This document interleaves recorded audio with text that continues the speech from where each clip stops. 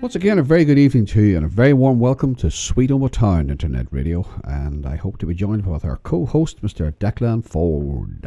Yes, you are joined by him indeed, Mr. McGorgan. How are you? We're joined at the hip.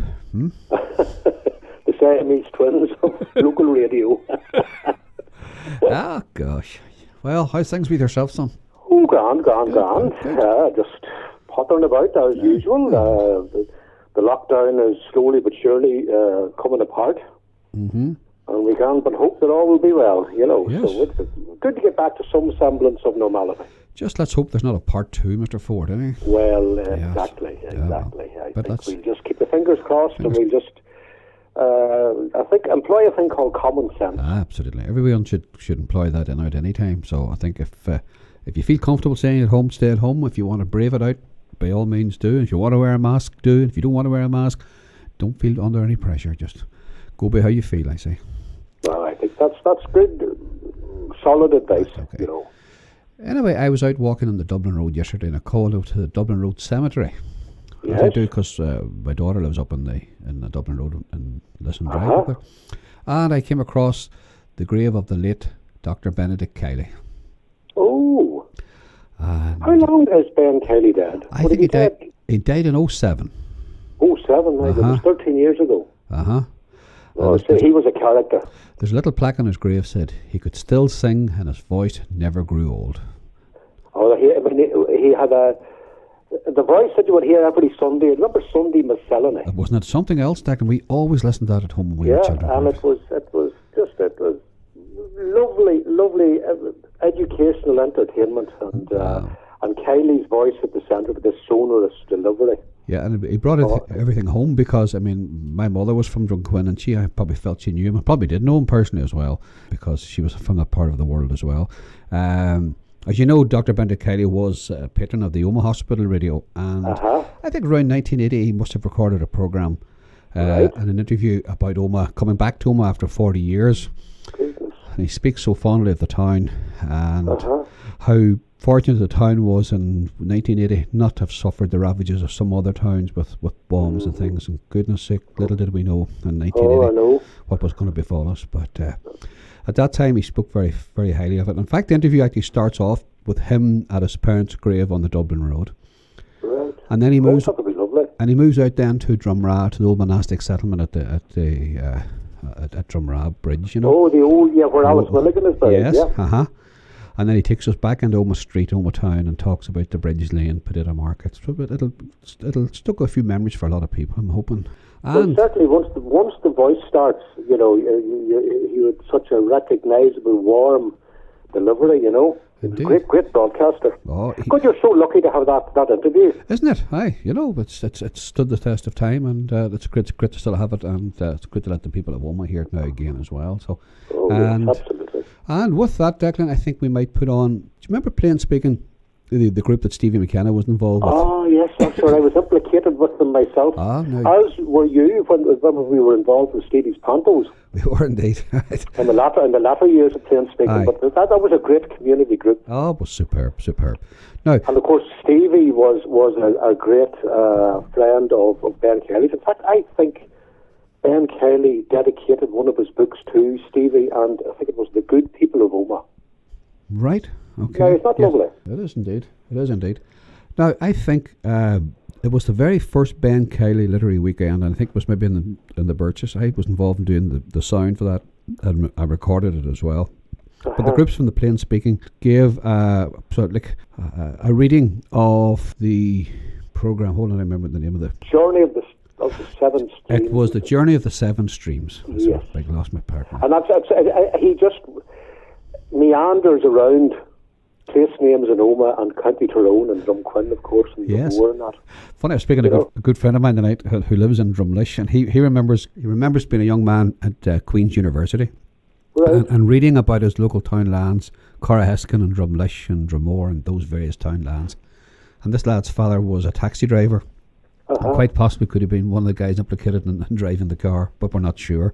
Right. But it's quite possible it was. But it's strange, a young student at Queen's University, and all of a sudden to hear your local town land in a book and short stories by Benedict Kiely. But well, you see, I think we take things for granted, and sometimes we have to have our eyes and ears opened a little, you know. And just when you were talking about the first Ben Kiely weekend, I think I would be the only person who has one of the brochures for it actually signed by Ben Kiely.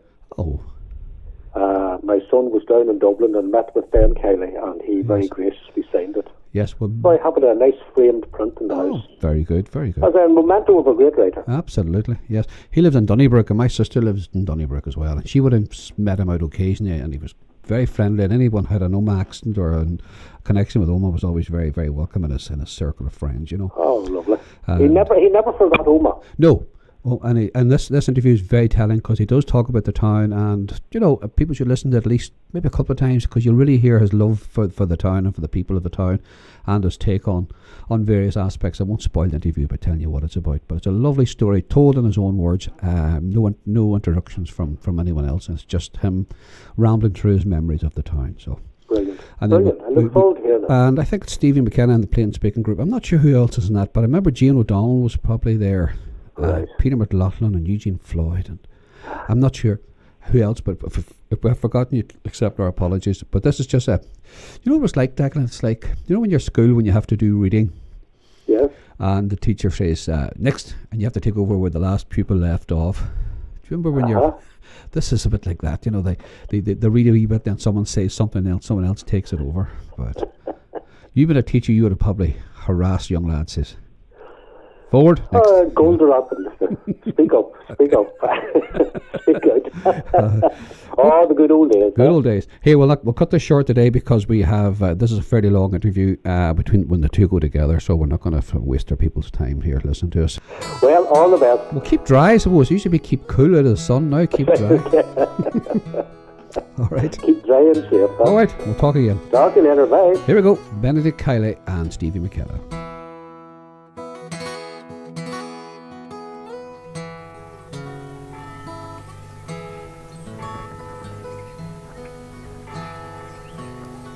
I suppose the most extraordinary thing about being at the grave of your father and mother is that my mother's people were Gormleys, Sir Alice Gormley. They were North of Ireland people before Christ was born, and they're in the same place still. It relates me distantly to Flann O'Brien, whose mother was a Gormley, or Miles Nagoblin, or Brian O'Nolan, or whatever you wish to call him.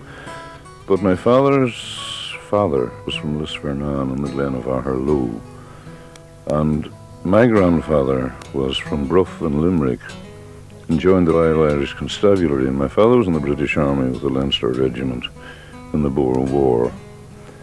And after he came out of the army, he had a job as a chainman for the Ordnance Survey, the 1911 map. In fact, my friend Sean White refers to the 1911 section. The first job, oddly enough, he ever had, he was chaining the Glen of Aherlow. So Sean refers to this map as Tom Kiely's map.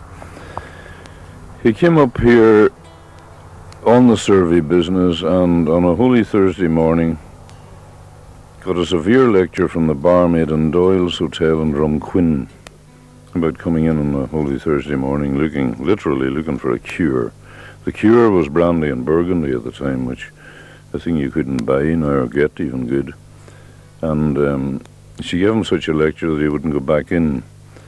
And until Mrs. Doyle met him and said, "Mr. Kiely, why don't you come in?" I said, "Oh, that young barmaid of yours, she's ferocious tongue." He married her, and that was Sir Alice Gormley. So that's how that very odd Munster name turns up on a tombstone in Ulster. Very rigid and exact and good people, very strong, very strong. The wandering strain, I think, would have come from the Kielis, I don't know. I did meet a man once in New York who told me, "Your name is McGovern," and I found out that he thought I resembled a schoolmaster in Crusher Loch in Cavan who came from, you know where Shannon Pot is up there in Glengavlin. Well, my father's mother actually was McGovern from Glengavlin, so that you may not know who you are, you know. You come back that the dead are in fact alive, that the people buried here have more influence over me at the moment than any living person has. I would actually judge my actions by what they think. Well, they're not here to judge me anymore, but I do. I would consider what I do in the light of what they would have thought. Their standards were high, and take the people around this town, people like the mother of the late George Rogers, what wonderful people they were. There's a whole story in this place here. The Brodricks there, just beside my father's grave. He was so friendly with old Mrs. Brodrick. She had a sort of boarding house that kept the bank clerks then. And my father was bank porter in the Munster and Leinster, and he knew them all, and he and Mrs. Brodrick were such friends that it's almost appropriate they should be buried together. It's Paddy Hilly there, McCann's, names that I know all over this place. Breslin, that's a great Omagh name. Although the cross did divide them, Protestants were buried to that side and Catholics to this side. The actual town was never divided in that way. Omagh was a town that was never subject to bigotry or hatreds of any sort, and to my mind it was the model of what Ulster could become if it had been given a chance, and if the lunatics and fanatics had left us alone from either side, too. But I could never understand when I was a young fellow growing up why a Catholic had to be buried here and a Protestant buried there. You would think God knows that when they're under the sod, that all differences should be past, forgotten and forgiven. What differences there were anyway? Why should people in a town like this be affected by some goddamn theological argument about church discipline, which is what it all boiled down to, in the long run? Of whether a priest should get married or not. When you think of the things that have happened in our lifetime, in the name of God, reading recently what they call the prophecies of Pastorini, which Pastorini wasn't the man's name at all, he was an English clergyman. Those weird prophecies about how Martin Luther married a nun, and this was the incredible sin, that's sick. The young people nowadays, and rightly so, I think, too, would think it's the joke of all time, And why it should ever have created differences between people, I cannot understand. Fighting, what was it? Fighting like devils for emancipation and hitting each other for the love of God, as Charles Lever wrote. If they all love the same God, the only God anyway is in the neighbour, and if you don't see God in the neighbour, then there's no God. But the name is here, the people separated in death. Could you imagine a more peaceful scene, though, when you look at it? Look at the Drumrah. They say that Red Hugh O'Donnell crossed it up at Lisson Bridge in his way back when he escaped from Dublin Castle. I never had much respect for Red Hugh O'Donnell. I think he was a bit of a thickhead. And ruined O'Neill. O'Neill might have won if it hadn't been for O'Donnell. But then who was O'Neill? Florence McCarthy thought he was worse than Queen Elizabeth I. So Florence McCarthy was there and knew what was going on. But when you think of it, on this hill in Tyrone, this is where the British Empire began, where the British Empire ends, too, here in the meadows of Tyrone. By God, the wheel has come full circle, there's no doubt about it. But how could I expect a decent woman like Mrs. Thatcher to understand what you feel as you stand here,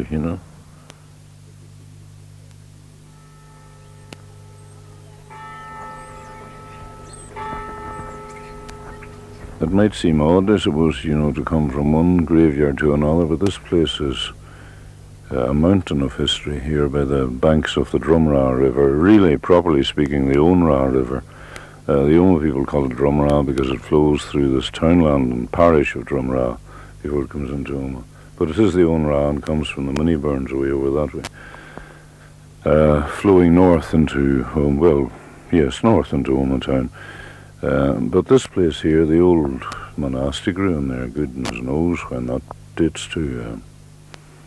Some of our parent local historians like Mr. Stephen McKenna might be able to tell you all about that.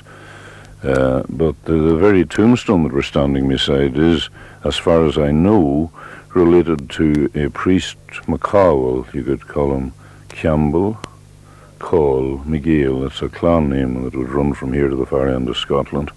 Is buried here, and he was known as the Sagat Costernach, the barefooted priest, and apparently said Mass in this parish during the penal days on Corridana Mountain, which is over away at the far end of the town, there. southwest of Omagh, and Pigeon Top, Aosdána. And so the place is, redolent with enormous memories and history. To me, this place actually, my father and mother, when they first came to Omagh, lived in a cottage up the road here. And they lived under the same roof. I wrote a story about that with a Presbyterian couple called Norris. And I always said, to me, it is this absolute symbol of what the North should be, two houses under one roof and all getting on. And if everybody, I swear to God, in this part of the world had got on as well as my parents and the Norrises, we'd be living in a much happier world at the moment, and all these ancient miseries and histories would be remembered, but creatively remembered, That when Hegel said or something, what you learn from history, that men never learn anything from history. But men should learn something from history, and should learn to live and agree with each other. But for me, the ideal house up the road here, I wrote about it in a story called Night We Rode with Sarsfield. The story had nothing to do with Sarsfield at all. But it was, as a boy, I was encouraged by my sisters to sing up in Willie Norris's house. And I began to sing, "We're off to Dublin in the green and the blue," that sort of thing. And when they managed to stop me in time, I then recited in toto a poem written by an Irish-American called "The Night We Rode with Sarsfield out from Limerick town to meet the wagon train that William thought would help in our defeat." And Willie Norris was doubled up on the floor laughing, listening to me.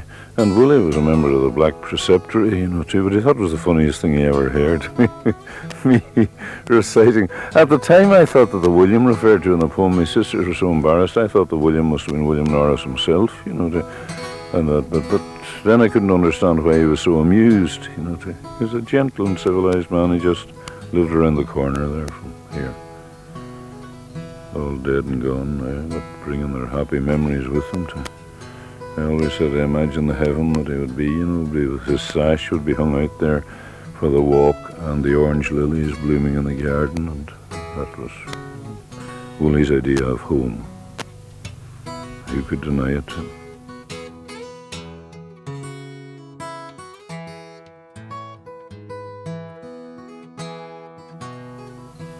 I always said, the best way to approach Omagh was down here, the Cannon Hill Road. Say there were Cromwellian cannons, nobody knows, but it shows how the living town grew, and I think under very civilised administration. John McGail was town clerk here for 41 years, and he and the Wilsons, a very fine family, a great deal of the undeniable civilisation of Omagh is owing, including these new housing estates that have come up the Cannon Hill Road here, which gives you this amazing view of the town and the famous steeples. Winston Churchill may have thought them dreary, but in Omagh we never thought them dreary. They're good efforts of architecture, and rather proud monuments. But this canyon, this was all green country when I was young here. It was all fields, but lovely housing estates have grown up around this town, out in Strathroy too, and also the cleanliness of every one of them, which I'm telling you leaves Dublin in the shade. I will admit there are more people in Dublin.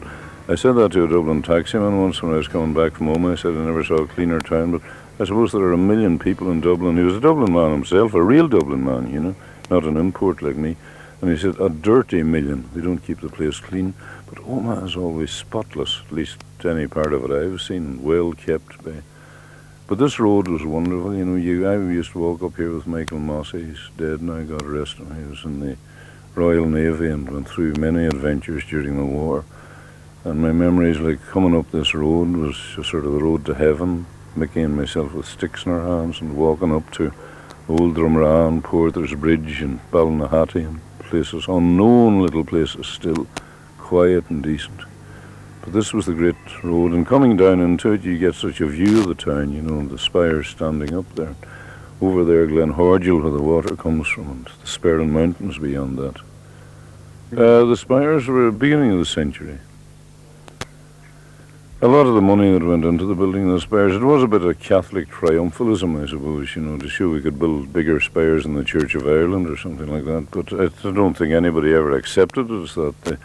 The Protestants in Omagh were always as proud of those spires. The fact is you can see them from damn nearly a 12-mile radius. There's a story of mine, I'm not encouraging you to read anything I wrote, but down then by Derry, and the story is completely dominated by those three spires, too. But I mean, 12 miles away you can see them, you know. You can see them out from Claremore now, where the Calls and where my mother's people came from. The spires of Omagh stand up. I feel as if I never left. You know, and when I meet anybody in Omagh town who speaks to me or remembers me, like a young man I met today who happened to be the son of, you know, old friends of mine and all that sort of thing. You could see the resemblance was there. You never move out of that pattern. You're made by it until well, I went to live permanently in Dublin in 1940, but I was whatever I was by that time, you know. It was this town that made me, for good or bad, and always gives you a friendly welcome when you come back too.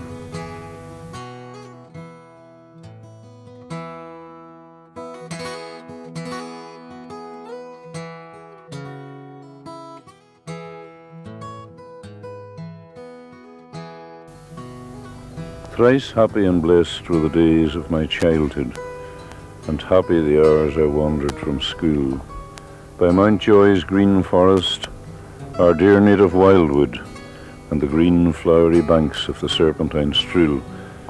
Just where I'm standing here, I can see a trout rising there. Nevermore shall I see the gay silver trout playing. It's an old emigrant ballad that dates away back to about 1820s, when the Blessington Forest Rangers, after the Battle of Waterloo, there was a slump in timber, and Lord and Lady Blessington owned land north up the river here from Omagh town, the Blessington Estates, and the Blessington Rangers emigrated, and that's the new world passing over us at the moment. But they emigrated at that time, and that ballad dates back to that. I'd say 1820. The authorship is unknown, but it's a most marvellous and wonderful description. You see, the Strill begins just, you might say, to my left hand here with the Drumround, the Kimone meet, and from here down, as the crow flies, about 10 miles to Newton Stewart, it's the Strill, where it joins the Omagh and County at a place called Buckagee. Talking about history, it's called Buckagee, or Hugh's Whirlpool, and a lot of decent people who don't know that it's called after the great O'Neill Hugh, who crossed the river there after the Battle of Kinsale.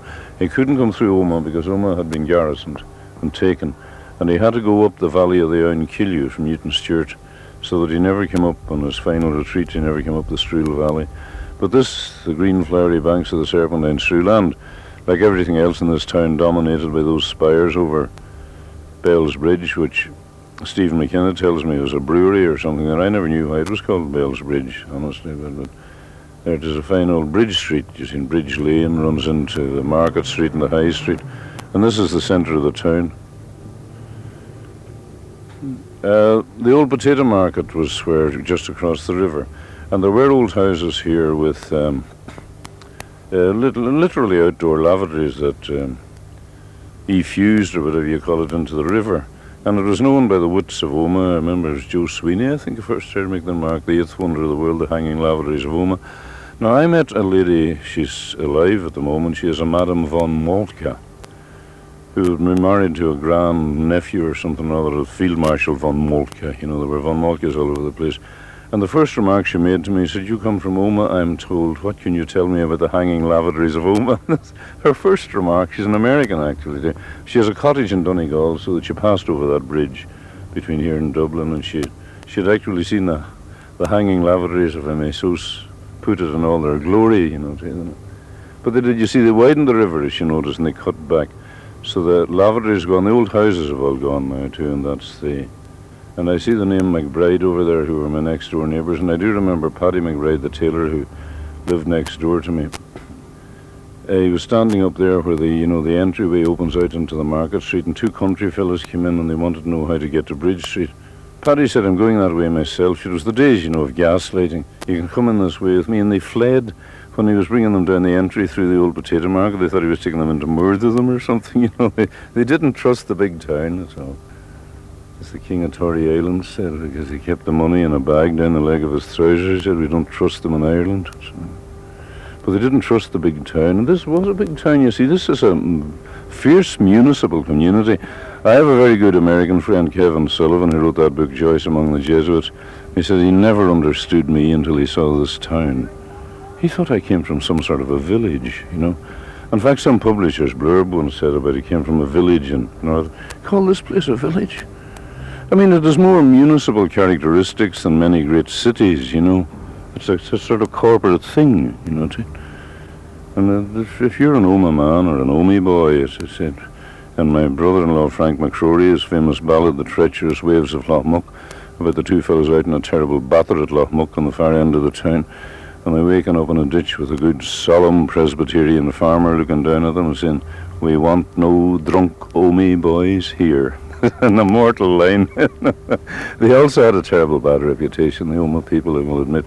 They brought a rugby team to Westport, and 200 extra civic yards had to be called in to get them out of Westport. They wrecked the town, with the help of the Westport rugby footballers too, of course.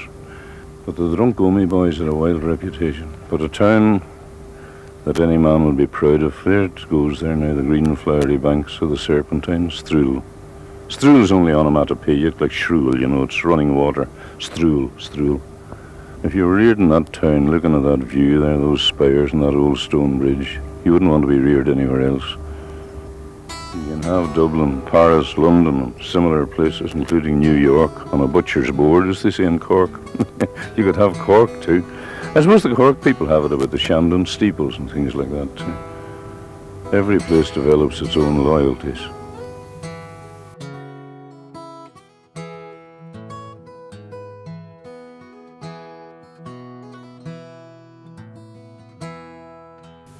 Well, we've been wandering around the fringes of the town, and this is the heart of the town here, High Street and Market Street, and the 18th century courthouse above us, and the Church of Ireland, and the Lion and the Unicorn. And Tyrone Guthrie actually said about this street that if you tilted it up from roughly where we were standing, that he could produce a beautiful mystery play on the courthouse steps. You know, it's a complete classical facade up there. It was quite a wonderful thing. But I think justifiably the people in this town are proud of this. You know, High Street, Market Street, Campsie Avenue, right out to the swinging bars. That's the backbone of the town. The swinging bars, I suppose, Stephen McKenna would know about that. I think it might have been a toll gate or something at once upon a time, you know, where you went through a turnstile. That's where the road goes left to Killyclogher and Mountfield. Well, Killyclogher is part of the town, the parish of Killyclogher or Kappa. Then the middle road would be roughly to Carrickmore. And the right road was the Crevenor Road. Well, as I said, all respectable girls in the town did not wish to be seen walking along the Crevenor Road. The art was in not being seen. That's the far end of the town of the swinging bars. It's a distance, I would say, of about 1.5 miles from the courthouse steps to the swinging bars. And they said there was the police barracks used to be up at the top of the hill there. And they said there was a constable once, and he was a terrible lazy fellow. He would come out and he'd sit on the steps in the courthouse, just doing nothing, looking down. And when asked, you know, about his laziness and he wouldn't walk around the street, he said he had the entire town under observation. Literally from the steps you can see to the swinging bars and beyond, you know, the whole... So he had the town under observation, the sort of backbone of the town. But it is, I think one must admit, it's a great street. It's a great street. In the period of the assizes, they used to have sawdust coming down George's Street there and over into John Street to deaden the noise of the traffic, because the main court was there at the corner of the building. And there was a famous trial in Montgomery, you know, the famous Newton Stewart murder. Montgomery, the police inspector that murdered his friend Glass and Newton Stewart, he was tried there. And he was brought out of the side door up there at the courthouse to be hanged in Omagh Jail on the far side of the river. It thundered all night, and there was a phrase that was common among the country people as far south as what Elizabeth Bowen once said to me, Lower Ulster. As far south, if there was a heavy thunderstorm, they always said that's Montgomery's thunder. All my life I wanted to write a book about that. I've never gotten around to it yet. My good friend Brian McBride, who's a prosperous merchant in Newton Stewart, has written a play about it recently, and Philip Rooney and Dennis Johnson wrote scripts about it. But I actually think, in spite of them all, that there was something more to the Montgomery Glass murder than ever came out in court. That there was a very strange story. But Montgomery came out of that side door there to be taken to Omagh Jail to be hanged. It thundered on the morning of his hanging. And when Brian Friel's father was teaching here out in Culmore School, Mickey Mossy and myself found an old stone that is still on the wall, I suspect, of Culmore School out there. It was actually a plaque dating, you know, the day of the hanging of Montgomery. the building to our left here, over leading the river, there are 3 pipes, and through one of those pipes went once a precious cargo. There was a man lived in this place. He was a saddler. His name doesn't matter, he's long dead and gone. But he made potching in that house on the side, and he had a nephew who worked with him, and the two of them sampled their own wares a bit, not the saddlery, I mean, but the potching. And one night they had a drunken row, and the nephew got terrible annoyed and he walked out. But he sobered up by the time he got down to Lifford, where he was leaning on the counter talking to a very well-dressed, respectable gentleman. And he was beginning to praise his uncle by this time, and the clever man he was to be making potching in Omagh town under the noses of the Royal Ulster Constabulary. And the man he was talking to was a detective who, showing the police cooperation between Dublin and Belfast, rang the RUC here in Omagh, and the poor man was caught, and he flushed all the potching down that spout. And he said that every fish from here to Newton Stewart was fluted drunk for a week after it, but he couldn't get rid of the machinery, the worm and all that. He was caught red-handed, but he didn't get the potching, I suppose.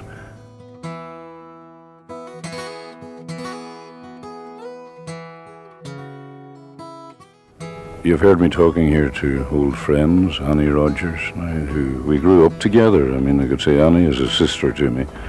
Her brother, the late George Rogers, was one of the great Omagh men, a legal man and a wonderful fellow, brilliant beyond description. They're now, alas, dead, but these are in Paddy McCaffrey. These are people I actually grew up with, And meeting them, they know me, I know them. Benny McSorley walked up the road there with a dog and a stick, and to me the town has not changed in that way. And I think a town that had such a good community and had such a solidly built pattern cannot change, and it doesn't corrupt. And the town remains small enough. What are about 16,000 people, I suppose, here now? But I would still say it is a community. It was a lot of communities, like where I came from up in Gallas Hill was one crowd, Brook Street was another, the Gusset out there. And there were various other quarters, Killyclogher out, which is the fringe of the town here, Killyclogher, Capel Parish. But all those areas, they did join together, and they were a sort of one. To me, actually, I think this town imprinted it on me. The whole idea of community and respect for the neighbour was living in this town, and I think it still is. Anything I've heard of the town or anything that I've known in my absence. A man like Stephen McKenna, who was born here and is his teacher here and has, taken the town to himself. And I link him back with an old man like Bob Crawford, who was a journalist here nearly where we're standing with the Tyrone Constitution, who wrote, articles about the history and archaeology of Omagh that were printed years and years ago.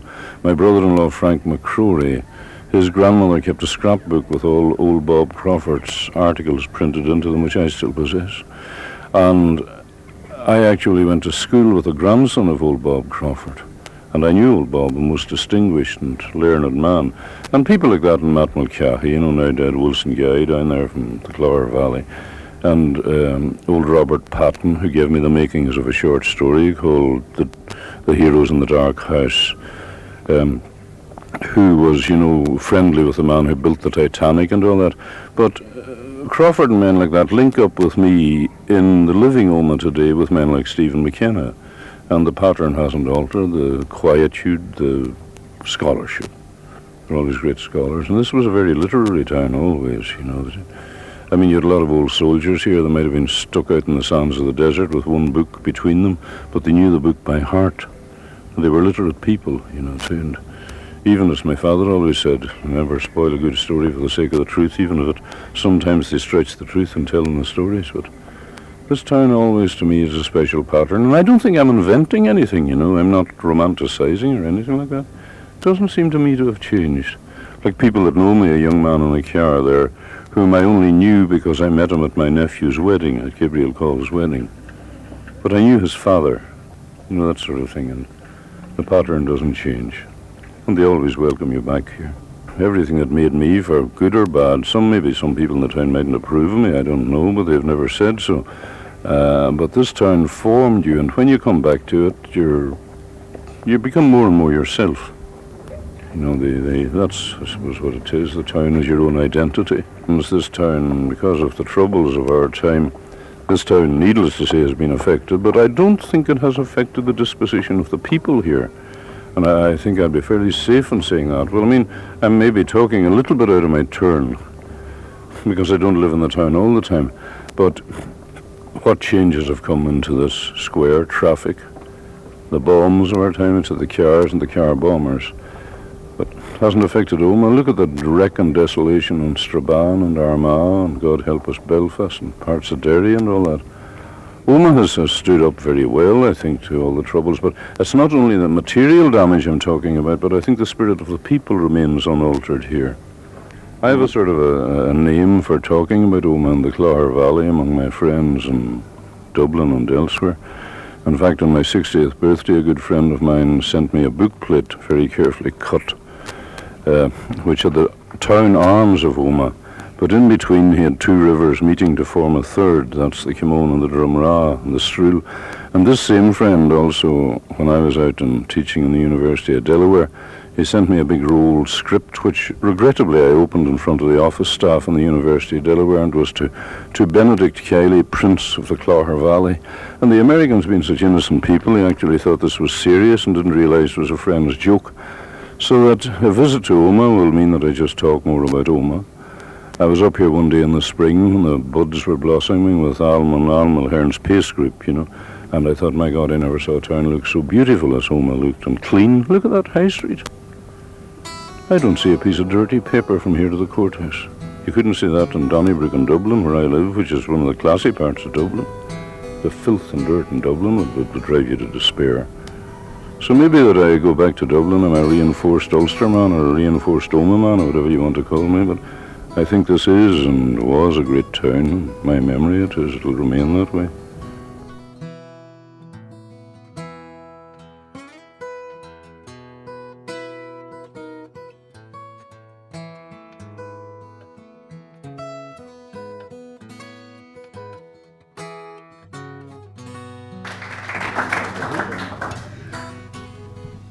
I would point out that these microphones are here for the purpose of making a recording for the archive, and we hope to be heard with them or without them, but that has to be rehearsed.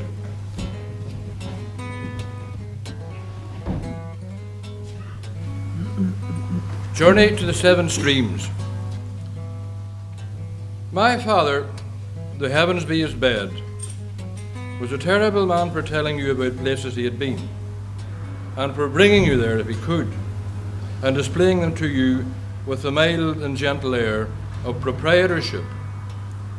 He couldn't do the showmanship so well in the case of Spy and Cop, where he and the fortunate ones who hadn't been ordered up the hill in the ignorant night had spent a sad morning crouching on the African earth, and listening to the deadly Boer guns that high above the plain slaughtered their hapless comrades. Nor yet in the case of Halifax, nor the Barbados, where he had heard words of Gaelic from coloured girls who were, he claimed, descended from the Irish transported into slavery in the days of Cromwell. The great glen of Aherlow too, which he had helped to chain for His Majesty's Ordnance Survey, was placed inconveniently far to the south, in the mystic land of Tipperary. And Cratloe Wood, where the 4th Earl of Leitrim was assassinated, was 60 miles away on the winding Donegal fjord called Mulroy Bay. But town lands like Corraheskin, Drumlish, Cornavara, Duish, the Manyburns and Claramore, and small towns like Drumquin and Drumore were all within a 10-mile radius of our town, and something of moment or something amusing had happened in every one of them. The reiterated music of their names worked on him like a charm. They would, he said, take fairy tunes out of the stone fiddle of Castle Caldwell. And indeed it was the night that he told us the story of the stone fiddle and the drowned fiddler, and recited for us the inscription carved on a fiddle in memory of the fiddler, that he decided to hire a hackney car, a rare and daring thing to do in those days, and bring us out to see in one round trip those most adjacent places of his memories and dreams. In the year 1770 it happened. The landlord at the time was Sir James Caldwell, Baronet. He was also called the Count of Milan, why I never found anybody to tell me. The fiddler's name was Dennis McCabe, and by tradition the McCabes were always musicians and jesters to the Caldwells. There was festivity at the big house by Lough Erne shore, and gentry there from near and far, and out they went to drink and dance on a raft on the lake. And wasn't the poor fiddler so drunk, he fiddled himself into the water and was drowned. Oh, couldn't somebody have pulled him out, Da? They were all as drunk as he was. The story was that he was still sawing away with a bow when he came up for the third time. The party cheered him until every island in Lough Erne echoed, and it was only when they sobered up they realised they had lost the fiddler. So the baronet and the Count of Milan had a stone fiddle taller than the man made to stand at the estate gate as a monument to Dennis McCabe, and as a warning forever to fiddlers either to stay sober or to stay on dry land. Ye fiddlers beware, ye fiddlers fit. Don't attempt the deep, lest ye repent too late. Keep to the land when wind and storm blow, but scorn the deep if it with whisky flow. On firm land only exercise your skill. There you may play and safely drink your fill.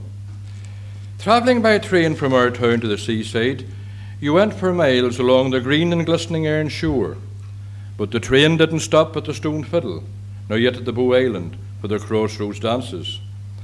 Always when my father told us about those dances, his right foot rhythmically tapped and took music out of the polished steel fireside fender that had "Home, Sweet Home" lettered out on an oval central panel.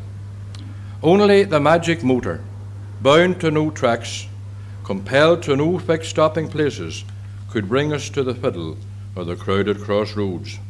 Next Sunday then, as sure as the sun sets and rises, we'll hire Hookie and Peter and the machine and head for Lough Erne. Will it hold us all? 7 of us and Peter's big feet and the length of the driver's legs. That machine, it would hold the 12 apostles, the Connacht Rangers, and the man who broke the bank at Monte Carlo. It's the size of a hearse. Which is just what it looks like. The youngest of my 3 sisters had a name for the tartness of her tongue. She was a thin, dark girl. Regardless of appearance, it'll carry us to the Stone Fiddle, and on the way we'll circumnavigate the globe. In Llanabogan and Cavan-na-Caw, Pigeon Top Mountain and Corradina, where the barefooted priest said mass at the rock in the penal days, and Corraheskin, where the Muldoons lived. Them. Yes, she had little time for the Muldoons since the day their lack of savoir faire cost her a box of chocolates. A male member, flaxen-haired, pink-cheeked, aged 16, of those multitudinous Muldoons, had come by horse and cart on a market day from his rural fastness to pay us a visit. Pitying his gaucherie, his shy animal in a thicket appearance, his outback ways and gestures, she had grandly reached him a box of chocolates, so as to sweeten his bitter lot with one honeyed morsel, or 2, or at the outside 3, but unaccustomed to towny ways and the mores of built-up areas, the rural swain had appropriated the whole box. He thought I was a pale-face offering gifts to a Comanche. But by their own hearth they were simple, hospitable people. In Connemara and Lewis and Carrick Valley and your Uncle Owen, and the 2 McKennys, the pipers, and Clara Moore, where there are so many Gormleys, every family has to have its own nickname. And Drumcon, where I met your mother, and Drumore, where you were born, and where the mail train was held up by the IRA, and the 3 poor lads were murdered by the specials when you were a year old. And the Moneyburns, where the 7 streams meet to make the headwaters of the big river. Hookie and Peter and the machine will take us to all those places. Like a marted carpet. Those were the days, and lots so long ago, when cars were rare, and every car, and not just every make-up car, had a personality of its own. In our town, with its population of 5,000, not counting the soldiers in the barracks, there were only 3 cars for hire, and one of them was the love child of the pioneer passion of Hookie Baxter for the machine. He was a long hangle of a young fellow, 2/3 of him made up of legs, and night and day he was whistling. He was as forward-looking as Lindbergh, and he dressed like Lindbergh for the air, in goggles, leather jacket and helmet. An appropriate costume, possibly, considering Hookie's own height and the altitude of the driver's seat and his machine. The one real love of his young heart was the love of the born tinkerer, the instinctive mechanic for that hybrid car, the child of its frenzy, the fruit of days spent deep in grease, giving new life and shape to a wreck that he had bought at a sale in Belfast. The original manufacturers, whoever they had been, would have been hard put to it to recognise their altered offspring. She's human. Peter Cowan meant human. In years to come, his sole recorded comment on the antics of Adolf Hitler was, "The man wasn't human." She's as nervous as a thoroughbred. The truth was that Peter, Hookie Stoker, grease monkey and errand boy, was somewhat in awe of the tall, rangy metal animal, yet wherever the car went, with a tall, goggled pilot at the wheel, there the pilot's diminutive mate was also sure to go. What living Peter earned, he earned by digging holes in the street as a labouring man for the town council's official plumber, so that except on Sundays, and when he motored with Hookie, nobody in the town ever saw much of him but the top of his cloth cap or his upturned face when he'd look up from the hole in the ground to ask a passer-by the time of day. Regularly, once a year, he spent a corrective month in Derry jail because his opportunities as a municipal employee and his weakness as a kleptomaniac meant that good boards, lengths of piping, coils of electric wire, monkey wrenches, spades, and other movable properties faded too frequently into thin air. A wonderful man, poor Peter. That cloth cap with the turned-up peak, and the thick lens, thin-rimmed spectacles. He's half blind, and the old tweed jacket too tight for him, and the old Oxford bag trousers too big for him, and his shrill voice, and his waddle of a walk that makes him look always like a duck about to apologise for laying a hen egg. How he survives is a miracle of God's grace. He can resist the appeal of nothingness portable. Ah, he's a dream. And the feet are the biggest part of him. The last time he went to Derry, Said my brother, all the old women from Brick Street and the lanes were at the top of the courthouse hill to cheer him as he passed. And why not? They're fond of him and they say he's well liked in the jail. His heart's as big as his feet. Everything he steals, he gives it away. Robin Hood. Robbing the town council to pay Brook Street. The council wouldn't sack him if he stole the town. At the ready, prepare to receive cavalry. in the street below the house there was a clanking, puffing, grinding tumult. God bless us, look at Peter, aloft with Hookie like a crowned prince beside the king. Are we all ready? Annie, Ida, May, George, yourself, ma'am, and you the youngest of us all. Have we the sandwiches and the flasks of tea and the lemonade? Forward. A lovelier Sunday morning never shone. With the hood down and the high body glistening after its Saturday wash and polish, the radiator gently steaming, the car stood at the foot of the 7 steps that led down from our door. The stragglers coming home from early Mass and the devout setting off for late Mass had gathered in groups to witness our embarkation. Led by my father, and in single file we descended the steps and ascended nearly as high again to take our lofty places in the machine. There was something of the citron in the quivering mongrel, and the yellow canvas hood now reclining in voluminous ballooning folds, and the broad back seat that could hold 5 fair-sized people. But to judge by the radiator, the absence of gears, and the high, fragile spoked wheels, citron blood had been crossed with that of the Model T. After that, any efforts to spot family traits would have been brought confusion on the thought of the greatest living authorities. The thick, slanting glass windscreen could have been wrenched from a limousine designed to divert bullets from Balkan princelings. The general colour scheme, considerably chipped and cracked, was canary yellow. And there was Hookie at the wheel, and then my brother and father, and Peter on the outside left, where he could leap in and out to perform the menial duties of assistant engineer. And in the wide and windy acres of the back seat, my mother, myself, and my 3 sisters. High above the town, the church bells rang. It was the bell to warn the worshippers still on their way that in 10 minutes the vested priest would be on the altar. But it coincided with our setting out. It could have been a quayside bell, ringing farewell to a ship, nosing out across the water towards the rim of vision. Peter leaped to the ground, removed the 2 stones that block before the front wheels acted as auxiliaries for the handbrake. Hookie released the brake. The car was gathering speed when Peter scrambled aboard, settled himself, and slammed the yellow door behind him. Sparing fuel, we glided down the slope, backfired twice loudly enough to drown the sound of the church bell, swung left along John Street, and cleared the town without incident. Hands waved from watching groups of people, but because this was no trivial event, there were no laughs, no wanton cheers. The sound of the bell died away behind us. My mother expressed the hope that the priest would remember us at the operatory. Peter assured her that we were all as safe as if we were home in bed. God's good green countryside was softly all around us. Squat to the earth and travelling at 70, you see nothing from cars nowadays. But to go with Hookie was to be above all but the highest walls and hedges, to be among the morning birds.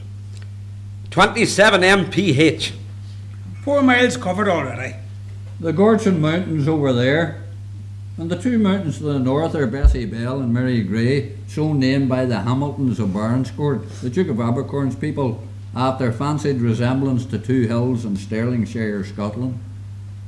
The 2 hills in Stirlingshire are so called after 2 ladies of the Scottish court who fled the plague and built their hut in the wild wood and thatched the door with rushes.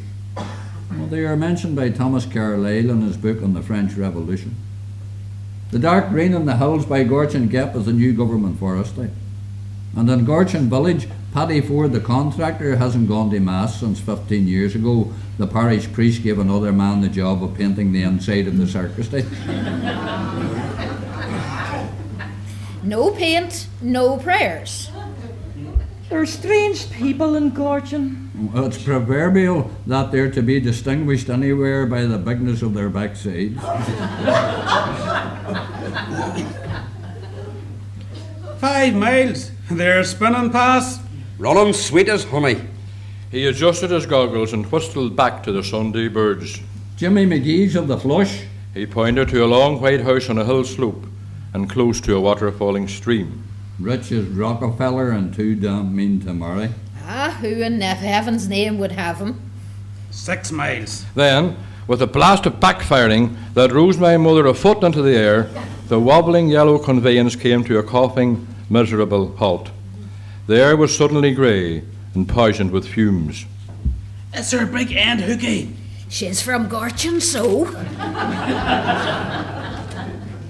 The other 2 sisters, tall and long-haired and normally quiet girls, went off at the deep end into the giggles.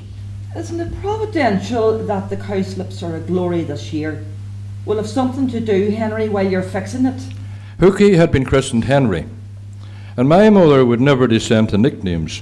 She felt that to make use of a nickname was to remind a deformed person of his deformity. Nor would she say, even of the town's chief inebriate, that he was ever drunk. He was either under the influence or he had a drop too many taken. She was, my mother, the last great Victorian euphemizer. We won't be a jiffy, ma'am. It's nothing so serious as a big end. The 3 sisters were convulsed. The fields and the roadside margins were bright yellow with blossom. Gather ye cowslips while ye may. He handed the ladies down from the dizzy heights. Peter had already disembarked. Submitting to an impulse that had gnawed at me since we set sail, I dived forward, my head under Hookie's left elbow, and I butted with both fists the black rubber punch ball horn, and out over the fields to startle birds and grazing cattle went the dying groan of a pain diseased ox. Oh, Mother of God, that's a noise and no mistake. Here, boy, go off and pick flowers. He lifted me down to the ground. Screw off the radiator cap, Peter. It's scalding hot, Hookie. Take these gauntlet gloves, man alive, and stand clear when you screw it off. A geyser of steam and dirty hot water went heavenwards as Peter and my brother, who was always curious about engines, leaped to safety. Wonderful, the age we live in. They say that over in England they're queued up steaming by the roadsides like Iceland or the Yellowstone Park. Just a bit overheated. We won't be a jiffy. Does it happen often? Ignoring the question, descending and opening the bonnet to peer and poke and tinker, Hookie said, Do you know a funny thing about this car? She's tuning. You know the crossroads at Clannabogan Churchyard Gate? The story about it? It's haunted. Only at midnight. as was his right and custom, my father stepped into the role of raconteur. Do you know that no horse ever passed there that midnight that didn't stop, shivering with fear? And the fact is well attested. Something comes down that side road out of the heart of the wood. Hookie closed over the bonnet, screwed back the radiator cap, and climbed again to the throne. He wiped his hands on a bunch of grass, pulled for him, and handed to him by Peter. Slowly he drew on again his gauntless gloves, bedecked with cowslips, and dragging me along with him, the ladies rejoined the gentlemen. Well, would you credit this now? Peter and myself were coming to the moor one wet night last week. Pouring rain from the heavens, and the hood was leaking. A temporary defect. I mended it up. Jack up the back axle, Peter, and give her a swing. And would you credit it? Exactly at 12 o'clock midnight, she stopped dead at the gate of Clannabogan Churchyard. With an irony that was lost on Hookie, my mother said, I could well believe it. She's tuning. One good push now and we're away. The slight gradient is in our favour. Maybe you'd lend Peter a hand. 20 yards ahead he waited for the dusty pushers to climb aboard, the engine chugging, little puffs of steam escaping like baby genii from the right-hand side of the bonnet. My father was thoughtful. He could have been considering the responsibilities of the machine age, particularly because when it came to team pushing, Peter was more of a cheerleader, an exhorter, a counter of 1, 2, 3 than an actual motive force. Contact! Dawn patrol away, squadron leader Baxter at the joystick. He mimicked what is supposed to be the noises of an aeroplane engine, and with every evidence of jubilation, we are once again underway. And a day it was, made by the good God for jubilation. The fields, all the colours of all the crops danced towards us, and away from us, and around us. And the lambs on the green hills, my father sang, were gazing at me, and many a strawberry grows by the salt sea, and many a ship sails the ocean. The roadside trees bowed down, and then gracefully swung their arms up, and made music over our heads, and there were more birds and white cottages and fuchsia hedges in the world than you would readily imagine. The bride and bride's party to church they did go. The bride, she goes foremost, she bears the best show. They're having sports today at Tatyasala. But I followed after, me heart full of woe, for to see me love wed to another. We swept by a crossroads where people and horses and traps were congregated after the last mass. In a field beside the road, a few tall ice plants bore fluttering pennants in token of the sports to be. Proceed to Bantier to the athletic sporting, and hand in your name to the club committee. That was the favourite song of Pat O'Leary, the Corkman, who was killed at Spain Cup. Small country boys in big boots, knickerbockers, stiff cellulite collars that could be cleaned on a Sunday with a rub of a wet cloth, and close-cropped heads with fringes like scalping locks above the foreheads, scattered before us to the hedges and the grass margins, then closed again like water divided and rejoined, and pursued us cheering for 100 yards. One of them, frantic with enthusiasm, sent sailing after us a half-grown turnip, which bounced along the road for a bit, then sought rest in a roadside drain. Looking backwards, I pulled my best, or worst faces, at the rustic throng of runners. In Tattysella, there were always an uncivilized crowd of gulpins. He had 3 terms of contempt: gulpin, yob, and when things became very bad, he became Swiftian and described all offenders as yahoos. Yavna Caw, and that lovely trout stream, the Crevan burn. It joins the big river at Blacksesher. That's the road up to the Pigeon Top Mountain and the Mass Rock at Aosdána. But we'll come back that way when we've circumnavigated Dooish and Cornavara. We came to Clannabogan. Clannabogan planting. The tall trees came around us, and sunlight and shadow flickered so that you could feel them across eyes and hands and face. Martin Murphy, the postman, who was on the survey with me in Virginia, County Cavan, by Loch Rammer, and the Glen of Aherlow, worked for a while at the building of the Clannabogan Church. One day the vicar said to him, "What height do you think the steeple should be?" "The height of nonsense like your sermon," says Martin, and got the sack for his what. And in frosty weather he used to seal the cracks in his boots with butter. And although he was an abrupt man, he seldom used an impolite word. Once when he was aggravated by the bad play of his wife who was partnering him at the bust, he said, "Maria, dearly as I love you, there are yet moments when you'd incline a man to kick his own posterior." There's the church and the churchyard and the haunted gate at the crossroads. We held our breath, but with honeyed summer all around us, and the bees and the tender limes, it was no day for ghosts, so in glory we sailed by. She didn't hesitate. Wonderful. It was more wonderful than she imagined, for as the Lord would have it, the haunted gate and the crossroads of Clannabogan was one of the few places that day that Hookie's motor car did not honour with at least some brief delay. I'd love to drive. How did you learn to drive, Hookie? I never did. I just sat in and drove. I learnt the basic principles on the County Council steamroller and Watson's quarries. Forward and reverse. You have to have a natural knack. What's the cut potato for, Hookie? For the rainy day. Rub it on the windscreen and the water runs off the glass. It's oily, you see. I like a duck's back. Where do you keep the petrol? Reserving the tins clipped on the running board. Current supply, 6 gallons. You're sitting on it, and a tank under the front seat. 20 miles to the gallon. We're good for more than 100 miles. God almighty, provided it isn't 100 miles straight up.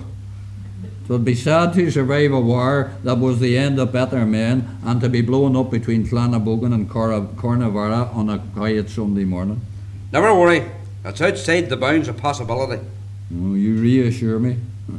20 miles in 20 miles to the gallon in any direction. What care we? At least we'll all go up together. No survivors to mourn in misery. Oh, and turn right here for Cornavara. You'll soon see the hills and the high waterfalls. We left the tarred road. White dust rose around us like smoke.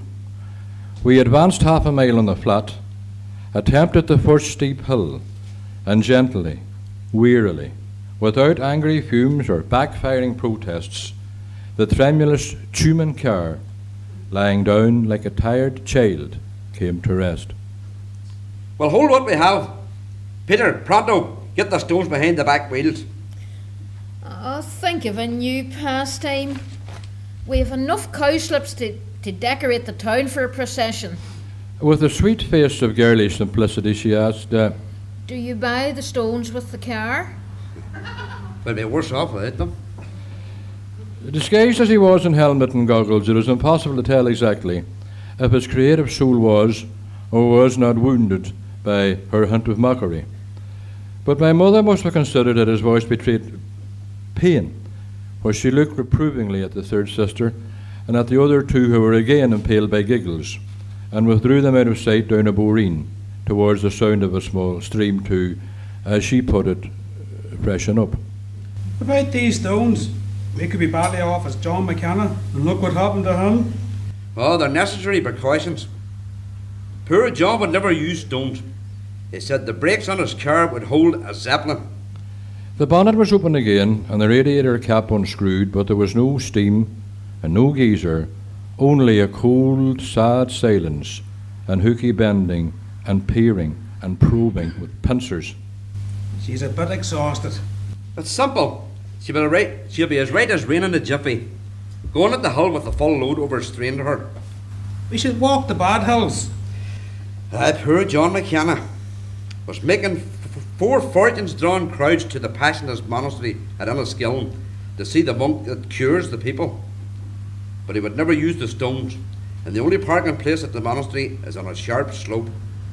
And one evening, when they were all at devotion, doesn't she run back ways and ruin all the flower beds in the place and knock down a statue of our Lord? One of the monks attacked him as the heathen that would knock the Lord down. Ruined the trade for all. The monks now won't let a car within a mile of the place. Can't say as I blame them. Oh, poor John took it bad. The lecture he got and all. He was always a religious man. They say he raises his hat now every time he passes any statue. Even the Boer War one in front of the courthouse. So well he might. Suddenly, mysteriously responding to Hooky's probing pincers, the very soul of the machine was again chugging. But with or without cargo, she could not, or being weary and human, would not assault even the first bastion of Cornavara. She won't take off. That run to Belfast and back took the wind out of her. You never made Belfast on this. We did, Tommy. 70 miles there and 70 miles back. Bringing a greyhound bitch to running trials for Tommy Mullen, the postman. The man who fishes for pearls in the Raw River. They were talking hard to cover their humiliation. If she won't go at the hills, go back to the main road and we'll go on and picnic at the 7 streams at the Miniburns. It's mostly on the flat. So we reversed slowly the dusty half-mile to the main road. One night in John Street, she started going backways and wouldn't go forwards. A simple defect. I fixed it. Did you turn the other way? Artlessly, Peter confessed. She stopped when she knocked down the school children crossing sign at the bottom of Church Hill. Knocked it off an inch from the ground, as neat as she ever saw. We headed up the laneway, and it was gone in the morning. My father looked doubtfully at Peter. He said, one of those nice shiny enamel pictures of 2 children crossing the road would go well as an overmantel. And the wood of the post would always make firewood. You can trust nobody. Hurriedly trying to cut in on Peter's eloquence, Hooky said, in fact, the name of Tommy Mullen's bitch was Drumra Pearl. Not that she did her any good at the trials. She came last. And to make it worse, we lost her on the way back from Belfast. You what? We lost her in the dark, where the road twists around Ballymcilroy Mountain. You lost a man's greyhound. Yous are a right pair of boys to send on an errand. It was the way we stepped out of the car to take the air. By a husky note in his voice, you could guess how his soul suffered at Peter's shameless confessions. And Peter looked at the animal man and said, maybe she'd like a turn in the air too. So we took her out and we tied her lead to the left front wheel. And while we were standing there talking, didn't the biggest brute of a hare you ever saw set out as cool as sixpence in the light of the car, off like a shot with the bitch. If the lead hadn't snapped, she'd taken the wheel off the car or the car off the road. That would have been no great exertion. We should have brought a greyhound along with us to pull. We whistled and called for hers, but all in vain. The hare ate her. Left up the slope there is a belt of trees I planted in my spare time to act as a windbreaker for the Drumlish schoolhouse. Paddy Hamish, the labouring man, gave me a hand. He died last year in Canada. You'd have pitied the children on a winter's day, standing in the playground at lunchtime, taking the fresh air and a hilltop wind that would sift and clean corn, eating soda bread and washing it down with buttermilk. On a rough day, the wind from Lough Erne would break the panes of the windows. As a matter of curiosity, what did that Tommy Mullen say? At 2 in the morning in Bridge Lane, he was waiting for us. We weren't too happy about it. But when we told him she was last in trials, he said, the bloody bitch could stay in Ballymacroy. Hasn't he always the pearls in the river? So we came to have tea and sandwiches and lemonade in a meadow by the crossroads, in the exact centre of the wide saucer of land, where 7 streams from the surrounding hills come down to meet. The grass was polished with sunshine. The perfume of the meadow sweet is with me still. That plain seemed to me then as vast as the prairies or Siberia. White cottages far away on the lower slopes of Dewish could have been in another country. The chief stream came for a long way through soft, deep meadowland. It was slow, quiet, unobtrusive, perturbed only by the movements of waterfowl or trout. 2 streams met, wonder of wonders, under the arch of a bridge, and you could go out under the bridge along a sandy promontory to paddle in clear water. On the bottom is smooth as Bundoran Strand. 3 streams came together in a magic hazelwood, where the tiny green unripe nuts were already clustered on the branches. Then the 7 made into one, went away from us with a shout and a song towards Shinera, Black Shesha, Drumra, and Cravena, under the humpy, crooked King's Bridge, where James Stewart had passed on his way from Derry to the fatal brackish Boyne, and on through the town we came from.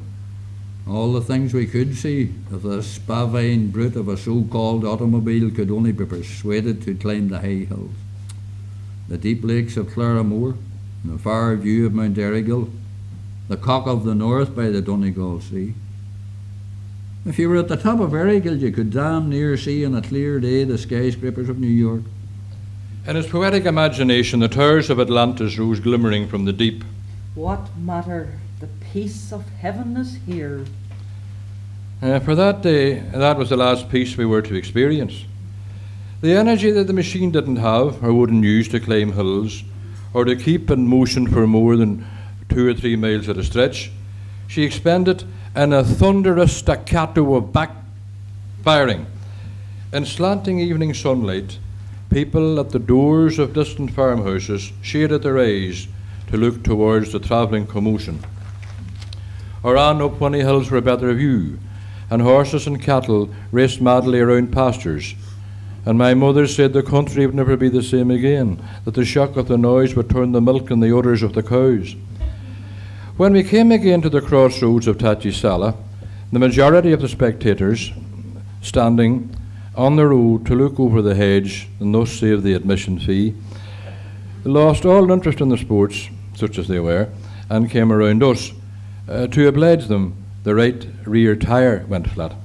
Peter, jack it up and change it on. We mingled unobtrusively with the Gulpins. A neat round hole. Paste a patch on it. The patch was deftly pasted on.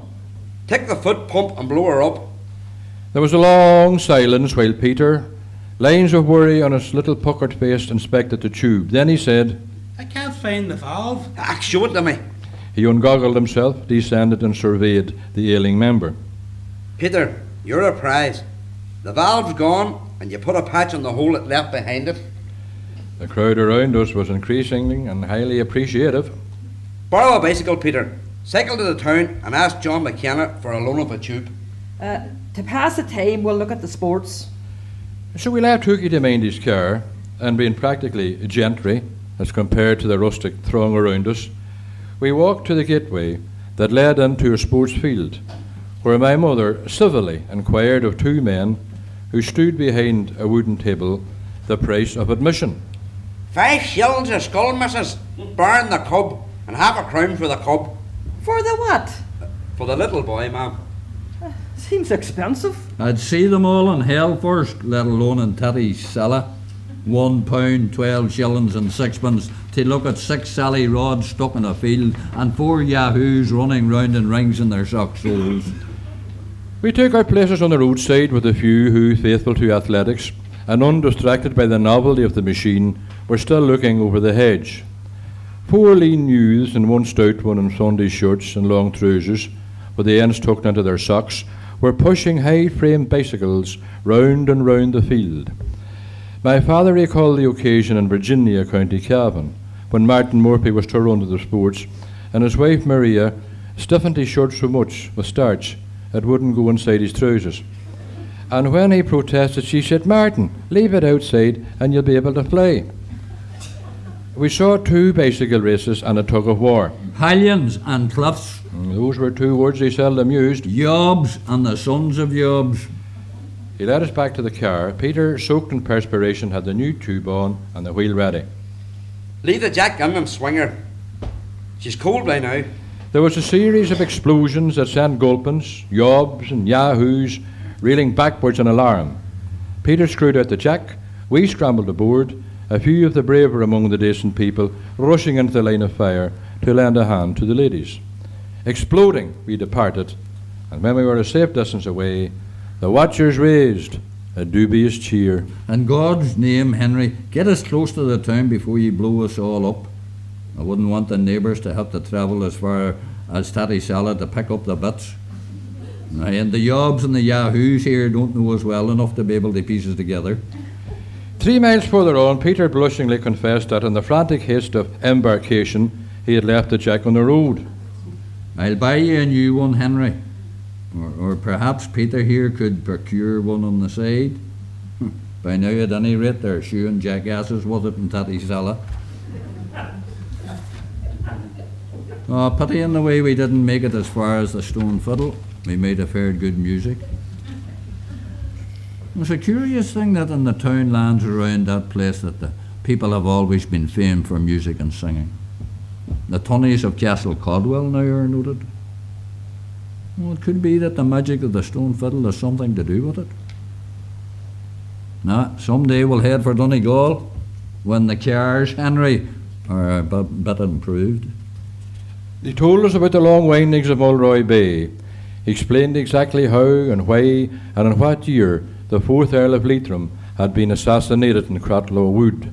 He spoke as rapidly and distinctly as he could in the lulls of backfiring. Then our town was below us in the hollow, and the Garden Mountains, deep purple with evening, away behind it. Oh, here we'll part company, Henry boy. 'Tisn't that I doubt the ability of Peter and yourself to navigate the iron horse down the hill, but I won't have the town blaming me and my family for having hand, act, or part in the waking of the dead in Drumrag graveyard. Sedately we walked down the slope into the town and talked with the neighbours we met, and asked them had they heard Hookie and Peter passing, and told them of the sports and of the heavenly day it had been out of the 7 streams. My father died in a seaside town in the county Donegal, 40 miles from the town I was reared in. The road his funeral followed back to the home places led along the Erne shore, by the Stone Fiddle and the glistening water, across the Bow Island where there are no longer crossroad dances. Every roadside house has a television aerial. It led by the meadowland saucer of the Minnieburns, where the river still springs from 7 magic sources. That brooding place is still much as it was. No longer did it seem to me to be as vast as Siberia. To the left was the low, sullen outline of Carnavara and Pigeon Top, the hurdle that our Bucephalus refused to take. To the right was Drumlish. The old schoolhouse was gone, and in its place a white building 10 times as large, with drying rooms for wet coats, fine warm lunches for children, and even a gymnasium. But the belt of trees that he and Paddy Hamish planted to break the wind and shelter the children is still there. Somebody tells me too that the engine of Hookie Baxter's car is still with us, turning a circular saw for a farmer in the vicinity of Clannabogan. As the Irish proverb says, it's a little thing that doesn't last longer than a man.